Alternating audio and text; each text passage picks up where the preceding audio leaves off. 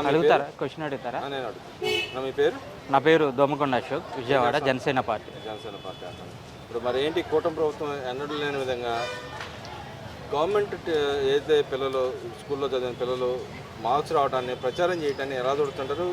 ఎన్నడూ లేని విధంగా ఎక్కడ సీఎం కానీ అటు ఎవరి పేర్లు వేయకుండా ఓన్లీ గవర్నమెంట్ లోగో పెట్టి ముద్రించి యాడ్ ఇవ్వటాన్ని ఎలా చూడుతుంటారు? అంటే ఎందుకని ఈసారి ప్రయారిటీ ఇచ్చిందంటారు గవర్నమెంట్? దేశ చరిత్రలోనే ఎన్నడూ లేని విధంగా విద్యా వ్యవస్థలో పెను మార్పులు తీసుకురావడం జరిగింది. అలానే విద్యార్థులందరూ కూడా పనికి వెళ్లకుండా బడికి వెళ్ళాలి, వారి భవిష్యత్తులో ఉన్నతమైన స్థాయికి రావాలి, వాళ్ళ కుటుంబానికి అండగా నిలవాలి అని చెప్పి కూటమి ప్రభుత్వం శ్రీ చంద్రబాబు నాయుడు గారు, మన పవన్ కళ్యాణ్ గారు, మోడీ గారు కలిసి విద్యా వ్యవస్థలో ఎన్నో మార్పులు తీసుకురావడం జరిగింది. అందులో భాగంగానే విద్యాశాఖ మంత్రి శ్రీ నారా లోకేష్ గారు విద్యార్థులకి అలానే టీచర్స్కి కూడా ఎంతో సపోర్ట్గా ఉండి ఈరోజు ఎక్కడ చూసినా సరే, ఏ పేపర్లో చూసినా దేశ చరిత్రలో ఎన్నడూ లేని విధంగా ఈరోజు ఫ్రంట్ పేజీలో విద్యార్థుల మార్కులతో వాళ్ళ ఫోటోలు వేసారంటే అదే మన ఆంధ్రప్రదేశ్ సాధించిన ఘనతగా నేను భావిస్తున్నాను. అలానే జగనన్న గవర్నమెంట్ ఉన్నప్పుడు ఆఖరికి స్కూల్ బ్యాగులు, చెప్పులు, చిక్కీలతో సహా ఆయన బొమ్మను ముద్రించుకోవడం ప్రతి ఒక్కరు చూశారు. ఈరోజు ఫ్రంట్ పేజీలో అయినా సరే ఎక్కడ ఎటువంటి మన కూటమి ప్రభుత్వం ఫోటోలు కూడా లేకుండా విద్యార్థులకి వాళ్ళ ప్రతిభకి, టాలెంట్కి గుర్తించి వేయించారంటే అదే విద్యా వ్యవస్థలో పెను మార్పుగా మేమందరం భావిస్తున్నాం. అంటే గతంలో మనం చూసుకుంటే ప్రైవేట్ కాలేజీ, ప్రైవేట్ స్కూళ్ళదే బాగా పెద్ద పెద్ద ప్రచారాలు చేశాడు. సార్ గవర్నమెంట్ చేయడానికి గల కారణం ఏంటంటే దేనికోసం ఆయన ప్రచారం చేశాడంటారు? యాక్చువల్గా విద్యార్థుల ప్రతిభను పెంపొందించడం, అలానే టీచర్లకి వెన్నుదన్నుగా నిలబడడం, టీచర్స్కి రావాల్సిన డిఏ బకాయిలు కానీ ఏరియర్స్ కూడా సకాలంలో మన కూటమి గవర్నమెంట్ రిలీజ్ చేయడం, వాళ్ళని ప్రోత్సహించడం జరిగింది. అలానే విద్యా వ్యవస్థలో విద్యార్థులకి ముఖ్యంగా ప్రయారిటీ ఇవ్వాలి. మన పబ్లిసిటీతో వాళ్ళ జీవితాలని ఆడుకోకూడదు. వారు సాధించిన ఘనత యాజ్ ఇట్ ఈజ్గా ప్రచారం రూపంలో ఎప్పుడైతే మనం ఘనంగా ప్రజెంటేషన్ గవర్నమెంట్ స్కూల్ గురించి, గవర్నమెంట్ స్కూల్లో చదివిన విద్యార్థుల గురించి ఇస్తామో అప్పుడు మరికొంతమంది ఆకర్షితులయ్యి ఈ స్కూల్లో గవర్నమెంట్ బడుల్లో చదువుతారని చెప్పేసి గవర్నమెంట్ కూడా భావించడం జరిగింది.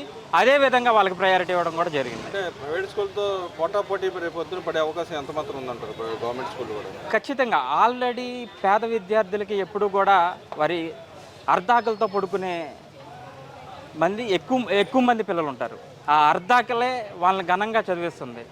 ఖచ్చితంగా ఎప్పుడైతే ఇలాంటి మన కూటమి ప్రభుత్వం, ఇలాంటి గొప్ప నాయకులు పిల్లలకి ఎప్పుడైతే ప్రయారిటీ ఇచ్చి వెన్నుదన్నుగా నిలుస్తారో అప్పుడు ఖచ్చితంగా ప్రైవేట్ స్కూల్ కన్నా ఎక్కువగా ఘనంగా మన పేద విద్యార్థులు కూడా చదువుతారని నేను భావిస్తున్నాను. అంటే ఇక్కడ గతంలో మనం చూసుకుంటే చిక్కీల మీద వీటి మీద వేసే పరిస్థితి, టీచర్లు కూడా అలాగే ఆయన ఇష్టాన రీతిలో వాడుకున్న పరిస్థితి, వైన్ షాపుల దగ్గర కూడా పెట్టడం జరిగింది, వాడుకోవడం జరిగింది. ఈ గవర్నమెంట్ వచ్చిన డిఎస్సి కూడా వేయడం జరిగింది. గతంలో వేస్తానే ఉద్యోగ క్యాలెండర్, దాని ఇంపాక్ట్ ఎంత మాత్రం ఉందంటారు? ఖచ్చితంగా. ఇప్పుడు టీచర్స్ని కానీ పిల్లల్ని కానీ ఈరోజు మధ్యాహ్నం భోజన పథకం చూస్తుంటే డొక్కా సీతమ్మ వారి పేరు ఏదైతే పవన్ కళ్యాణ్ గారు ప్రపోజల్ చేశారో ఆ అన్నదాన పథకం ప్రవేశపెట్టి ప్రతి ఒక్క పిల్లలకి రోజుకొక వెరైటీ పెట్టడం జరుగుతుంది. అది కూడా పెట్టడం కాకుండా ప్రతి ఒక్క ఐటెంలో కూడా నాణ్యత ఇవ్వడం జరుగుతుంది. గుడ్లు కావచ్చు, చిక్కీలు కావచ్చు, ప్రతిరోజు ప్రతి ఒక్క ఐటెం ఇచ్చి వారికి పౌష్టికాహారం కూడా ఎటువంటి లోపం లేకుండా చర్యలు తీసుకోవడం జరుగుతుంది.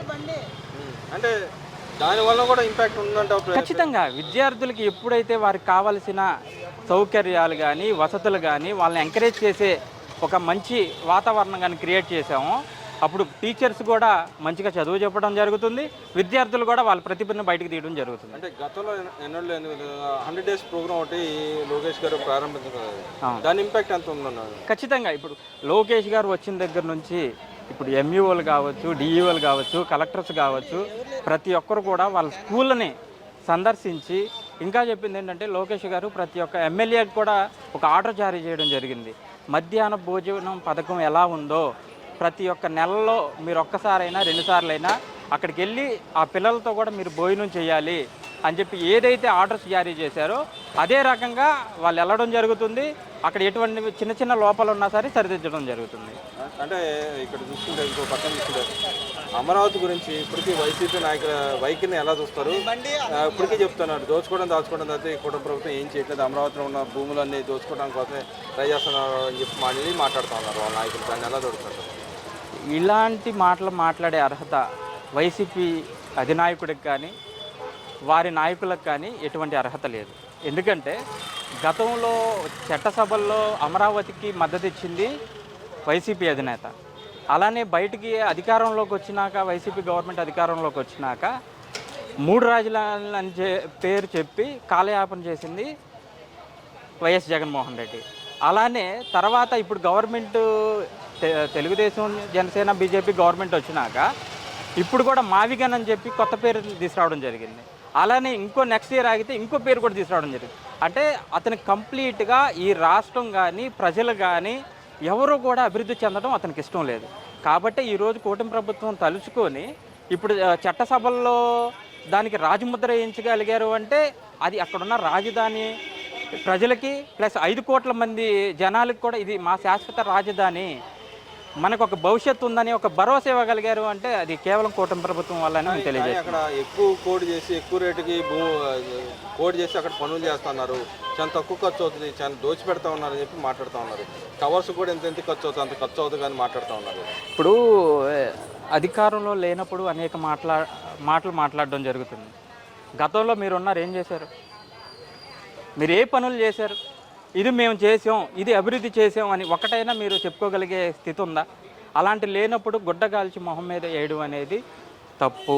ప్రజలు ఆల్రెడీ మీకు బుద్ధి చెప్పి 11 సీట్లపై మీకు పరిమితం చేసినప్పుడు ఇకనైనా సరే ఏదైతే ప్రభుత్వం నిర్ణయం తీసుకొని రాజముద్ర వేయించి అమరావతిని శాశ్వత రాజధానిగా ప్రకటించిందో దానికి మద్దతుగా మీరు అందరూ కూడా కలిసి ముందుకు వస్తే రాష్ట్ర ప్రజలకి మంచి భవిష్యత్తు ఉంటుందని కూడా తెలియజేస్తున్నాను.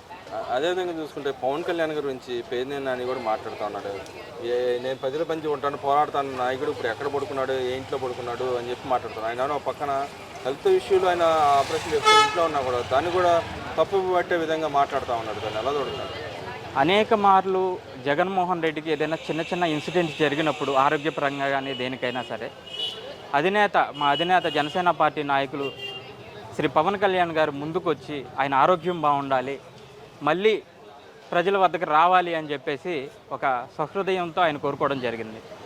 అలానే ఈ జగన్మోహన్ రెడ్డి కానీ ఆయన నాయకులు కానీ ఇంతవరకు కూడా అది జరిగిన ఇన్సిడెంట్స్కి బాధ వ్యక్తం పరచకుండా అదేదో పైశాచిక ఆనందం లాగా పొందడం అనేది కరెక్ట్ కాదు. ఇప్పుడు ఎవరికైనా సరే ఆరోగ్యం అనేది క్షీణిస్తూ ఉంటుంది. వాళ్ళు మళ్ళీ తిరిగి ప్రజా జీవితంలోకి రావాలి, ప్రజలకి అందుబాటులో ఉండాలి, సేవ చేయాలని చెప్పి ఏ నాయకుడైనా కోరుకోవాలి. అందులో భాగంగానే పవన్ కళ్యాణ్ గారు తీసుకున్న 5 శాఖలకు కూడా ఈరోజు ప్రపంచ స్థాయిలో గుర్తింపు వస్తుంది. గిన్నీస్ బుక్ రికార్డులకు ఎక్కుతున్నాము. ఎక్కడ మన దేశంలోనే లేని విధంగా ఒకేసారి సభలను నిర్వహించి ఒక చారిత్రకమైన రోజుల్ని ఆయన లిఖించడం జరిగింది. ఇప్పుడు మ్యాజిక్ ట్రైన్స్ కానీ ఇవన్నీ కూడా కొత్త తీసుకొచ్చి ఆయన ప్రజలకి పల్లెలు ఎప్పుడైతే అభివృద్ధి చెందుతాయో దేశానికి పల్లెలే పట్టుకొమ్మలు అంటారు. అదే బాటలో పవన్ కళ్యాణ్ గారు కూడా వెళ్ళడం జరుగుతుంది. దాన్ని మీరు ఎప్పుడైనా సరే సమర్థించినప్పుడు మీరు కూడా మంచి నాయకులు అవుతారని తెలియజేస్తున్నాం. అదే మనం చూసుకుంటే ఇవాళ 5 రాష్ట్రాల ఎన్నికల్లో జరిగినాయి మార్పులు చేర్పులు జరుగుతుంది. ఒక పక్క తమిళనాడు రాజకీయాల్లో కూడా మనం మార్పులు చూస్తున్నాం. ఒక హీరో అయిన వ్యక్తి ఇవాళ రాజకీయాలు సంచలనంగా మారింది. ఎలా చూడొచ్చు రాజకీయాల పరంగా ఈ సినిమా రాజకీయ పరిస్థితులు ఎలా కనపడుతున్నాయి, మరి ఏంటి నెక్స్ట్ రాబోయే ఫ్యూచర్లో ఎలా ఉండబోతున్నారు? దేశ రాజకీయాలు కానీ రాష్ట్ర రాజకీయాలు కానీ ప్రాంత రాజకీయాలు కానీ ఎప్పుడు కూడా అక్కడున్న ప్రజల అభిరుచిని బట్టి వారు కోరుకునేది ఏదైతే ఆ నాయకులు నమ్మగలుగుతారో అప్పుడు ఆ ప్రభుత్వాలకి ప్రజలందరూ కూడా పట్టం కట్టడం జరుగుతుంది. అందులో భాగంగానే ఈరోజు బెంగాల్ కానీ అస్సాం కానీ ఇవన్నీ బీజేపీ హవా నడుస్తుంది. బీజేపీ అధికారంలోకి వస్తుందంటే బీజేపీ ప్రజలకి ఒక నమ్మకాన్ని కూడగట్టుకుంది, ప్రజలకి అండగా నిలబడుతుంది. కాబట్టి ఈరోజు బీజేపీ మా ఎన్డీఏ గవర్నమెంట్ కూడా ఫామ్ అవడం జరుగుతుంది.